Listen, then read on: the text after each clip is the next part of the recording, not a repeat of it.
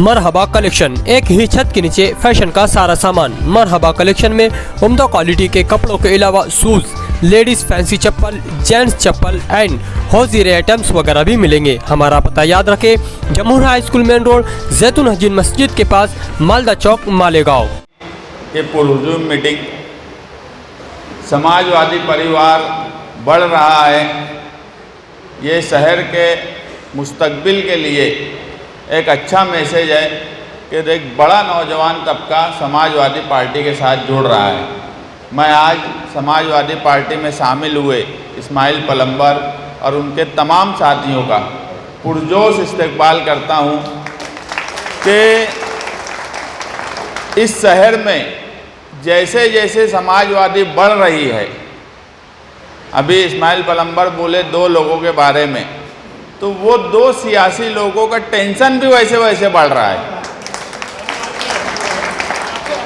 तुम्हारी ताकत जैसे जैसे बढ़ेंगी, उनका टेंशन वैसे वैसे बढ़ेगा। ये अब 2 खानदान हो गए हैं इस शहर में।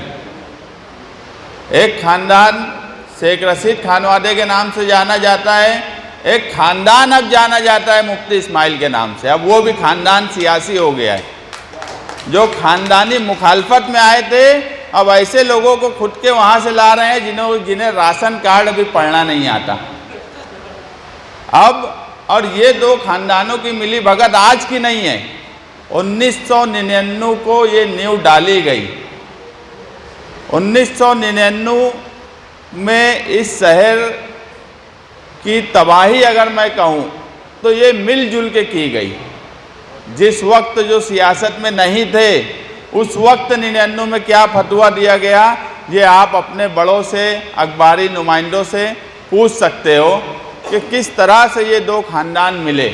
और जब भी इनको लगता है कि इस शहर में निहाली सोच और फिक्र की ताकत बढ़ रही है, ये दोनों की जुगलबंदी शुरू हो जाती, इनका आपस में खेल शुरू हो जाता। जब 25 साल होंगे, आने वाले करीब में ही 25 साल होने वाले हैं, इस शहर में इस 2 खानदान का कब्जा रहा और शहर के क्या हालात हो गए। ये 25 साल कोई कम वक्त नहीं है इस शहर में राज करने वालों का। मैं हमेशा बोला कि 25 साल पहले लोग हमारा मुकाबला औरंगाबाद और नासिक से करते थे। भले वो ये बोलते हो कि हम औरंगाबाद और नासिक से पीछे हैं, मगर मुकाबले में हम किसके थे? नासिक के थे, औरंगाबाद के थे, जलगांव के थे। ऐसे शहर के मुकाबले में हम खड़े थे। आज हमारा मुकाबला हमारे ही शहर के आउटर से हो रहा है। हम किसके मुकाबले में आज आकर खड़े हो गए? अब तो कोई तसव्वुर भी नहीं कर सकता कि हम नासिक की बराबरी कर सकते हैं, कि नासिक के पीछे हैं, कि औरंगाबाद से पीछे हैं, कि जलगांव से पीछे हैं। अब तो येवला से भी हमारा मुकाबला नहीं हो सकता। हम हमारे ही शहर से मुकाबले में इतना पिछड़ गए। और ये जो हिस्सा है हसनपुरा और एतराफ़ के जो नौजवान शामिल हुए, ये हिस्सा अगर मैं कहूँ कि तरक्की के लिए तरस रहा है पिछले 25 सालों से, तो इसमें कोई गलत बात नहीं होगी। अगर इक़्तिदार शेख रशीद खानवादे का कारपोरेशन में रहा तो उन्होंने दादा भूसे की गुलामी की। जब इक़्तिदार उनका चला गया तो ये हजरत आ गए उनकी गुलामी करने।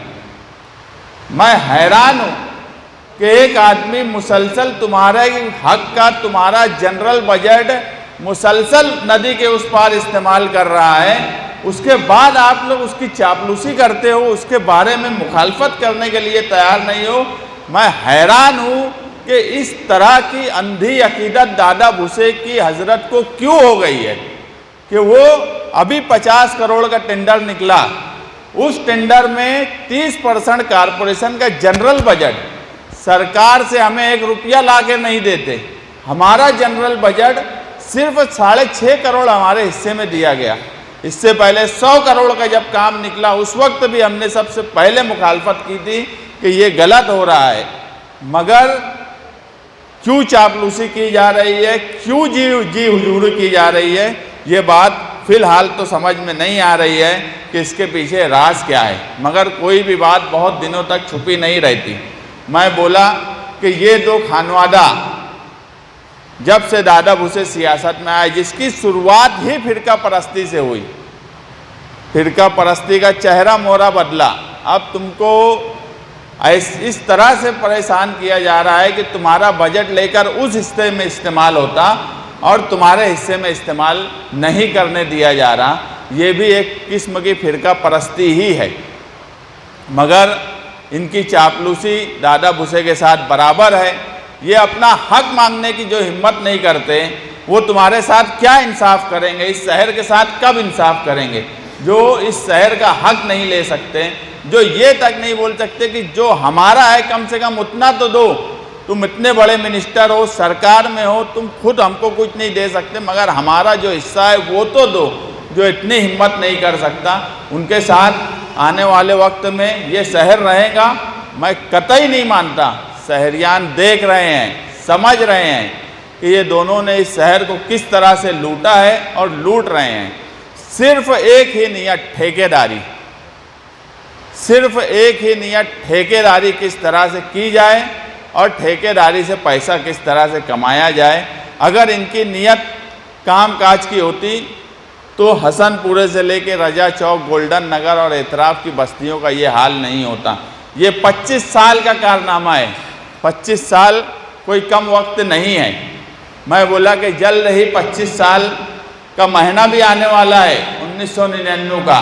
उस वक्त से इनकी मिली भगत कब कब रही, कब कब हुई, हम भी सबूत के साथ अवाम में पेश करेंगे। और आज भी जो इनकी जुगलबंदी चल रही है वो भी हमको पता है। वक्त आएगा तो हिसाब बराबर लिया जाएगा। मैं पीछे यहाँ शान हिंद मैडम बैठे हैं, उन्होंने अभी मोहम्मद कैफ के बारे में जो कैंडल मार्च निकाला और जो हिम्मत और दिलेरी से पुलिस के खिलाफ बोला, पूरे शहर ने उसकी तारीफ की कि हाँ इसी तरीके से बात होना चाहिए। मैं हमारे नुमाइंदे का जब बयान सुना मैं तो हैरान हो गया कि पहले पुलिस डिपार्टमेंट अपने तारीफ करने के लिए अलग अलग लोगों को रखा करते थे। वो कभी लॉ एंड ऑर्डर के नाम से, कभी खबरी के नाम से, कभी जो है वो कौन सी कमेटी बनाते थे, अमन कमेटी के नाम से। जो पुलिस जब सही काम काज नहीं करे तो ऐसे 2-4 लोगों को लगाया जाता था जो घुमा फिरा के पुलिस की तारीफ करे। मैं हैरान था कि ये बोल रहे हैं कि शान हिंद पुलिस के खिलाफ बोल रही है, पुलिस काम कर रही है और उसके खिलाफ बोल रही है।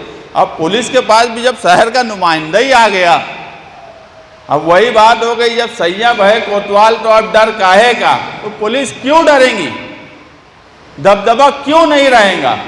अरे दबदबे का तो मजाक तुम्हारा इस शहर ने उड़ाना शुरू कर दिया कि अब दबदबा बचा ही नहीं।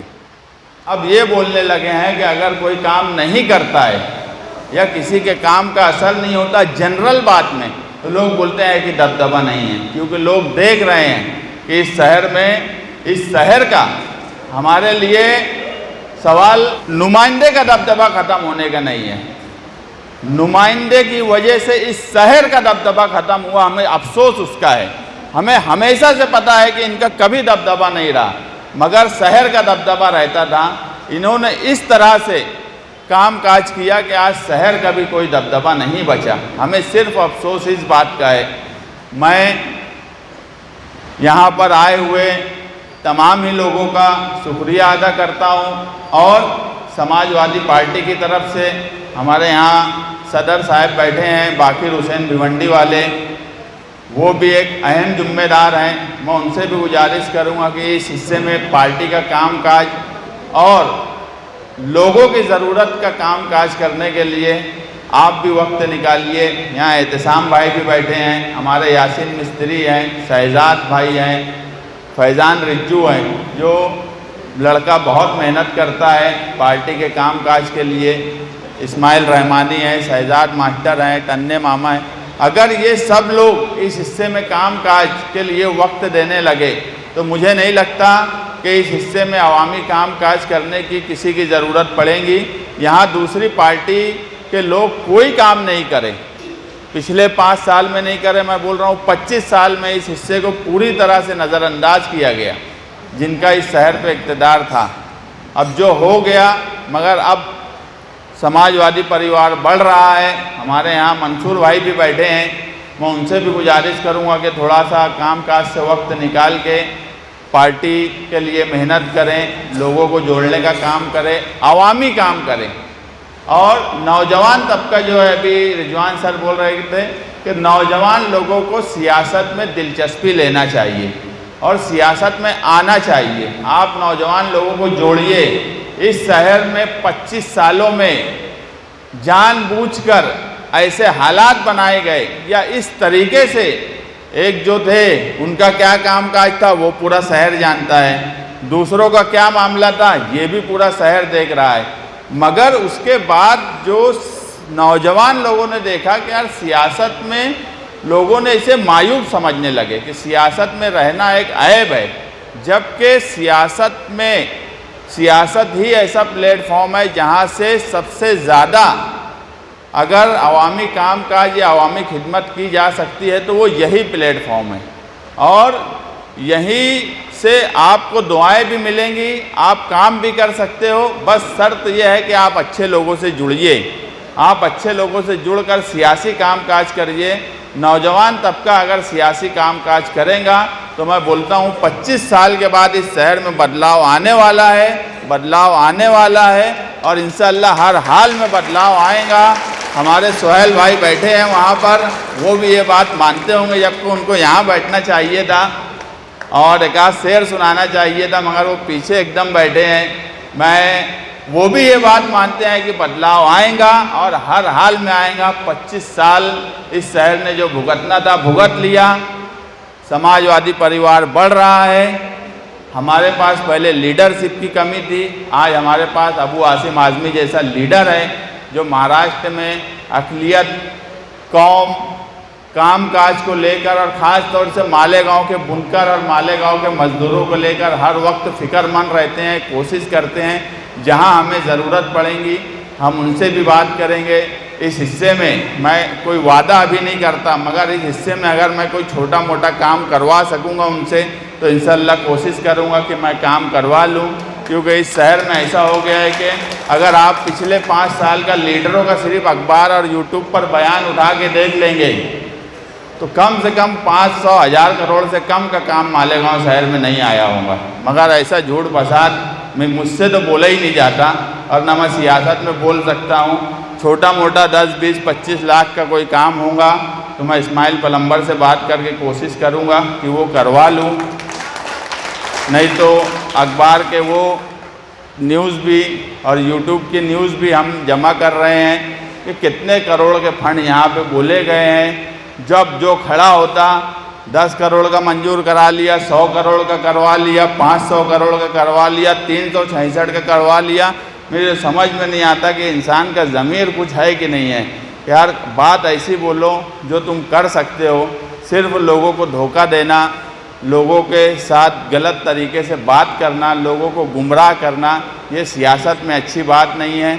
हम एक बात हमेशा मानते हैं कि हम सियासत में भी सच बोलते हैं, जो हो सकता है। खुशनुमा किरदार से नीचे नहीं उतरे, चमकते खुशनुमा किरदार से नीचे नहीं उतरे, वकारो जुब्बा दस्तार से नीचे नहीं उतरे। हमारे खून में असलाफ की तहजीब जिंदा है, सियासत में कभी हम मेयार से नीचे नहीं उतरे। आज की इस तकरीब इस्तकबालिया व शमूलियत की तकरीब के सदर साहब जनाब खान बाकिर हुसैन साहब, महाराष्ट्र समाजवादी पार्टी के युवा नेता मुस्तकिम डिग्नेटी साहब, आइब्न लेडी मालेगांव शहर समाजवादी की जिम्मेदार शान हिंद साहिबा, साबिक कारपोरेटर प्रोफेसर रिजवान खान साहब, बाकिर आसनवाला साहब, एहतसाम भाई बेकरी वाला साहब, यहिया अब्दुल जब्बार साहब, और समाजवादी पार्टी के तमाम ही जिम्मेदारान और मेरे साथ जो नौजवान साथी आज जो समाजवादी पार्टी में शामिल हुए, मैं तमाम ही लोगों का खैर मकदम करता हूँ इस तकरीब में। समाजवादी पार्टी में शामिल होने की सबसे अहम वजह ये रही कि 12 नवंबर का जो मामला हुआ, मालेगांव शहर के अंदर एक अजीब सान्या हुआ, जिसके बाद मालेगांव शहर के जितने भी छोटे बड़े लीडरान हैं सब डर सहम से गए थे और यहाँ तक कि कोई कुछ कौम मिल्लत के लिए कोई कुछ कदम उठाने के लिए भी डर रहा था। ऐसे में मुस्तकीम डिग्निटी साहब जो वाहिद शख्सियत थी, वाहिद लीडर थे, जिन्होंने 12 नवंबर के अंदर बेबाकी से हर मास पर फ़िरका परस्तों का मुकाबला किया और इतना ही नहीं, उन्हें इस मामले के अंदर कैदोबंद की सोहबतें झेलना पड़ी। जिस वक्त तो मुस्तकीम डिग्निटी साहब कैदोबंद की सोहबतें झेल रहे थे, तो यही वो शख्सियत थी आयरन लेडी शान हिंद साहिबा जो मालेगांव शहर को संभाले हुए थे, मालेगांव शहर के मसाइल को संभाले हुए थे। और इन्हीं सब मसाइल को देखते हुए इसके बाद गढ़ यात्रा का मामला पेश आया, MSG कॉलेज के अंदर मामला, जोक दर जोक मालेगांव शहर के अंदर जो है तो फ़िरका परस्ती उरूज पर आती गई और इसके अंदर सबसे ज़्यादा अगर कोई बोला है और सबसे कोई अगर मेहनत की है तो मुस्तकीम डिग्निटी साहब और शान हिंद साहिब है, जो हर मास पर फ़िरका परस्तों के ख़िलाफ़ जो है तो खड़े रहे। इन्हीं सब चीज़ों को देखते हुए हम लोग आज समाजवादी पार्टी में शमूलियत इख्तियार कर रहे हैं। और एक चीज़ के मालेगांव शहर के अंदर जो 2 सियासी ताकतें हैं, मैं नाम नहीं लेना चाहूँगा उनका, जो 2 शहर में जो बड़ी ताकत अपने को बोलती है, वो मुसलसल मालेगांव शहर के मशरक़ी हिस्से को तामीर और तरक्की से दूर रखे हुए। तो मुस्तकीम डिग्निटी साहब से मैं गुजारिश करूँगा और मुझे उम्मीद भी है कि हम लोग के शामिल होने के बाद यकीनन हमारा शामिल होना मशरक़ी हिस्से की तामीर और तरक्की का ज़मानत बनेगा। बस इतना ही कहकर मैं अपनी बात ख़त्म करता हूँ। जय हिंद।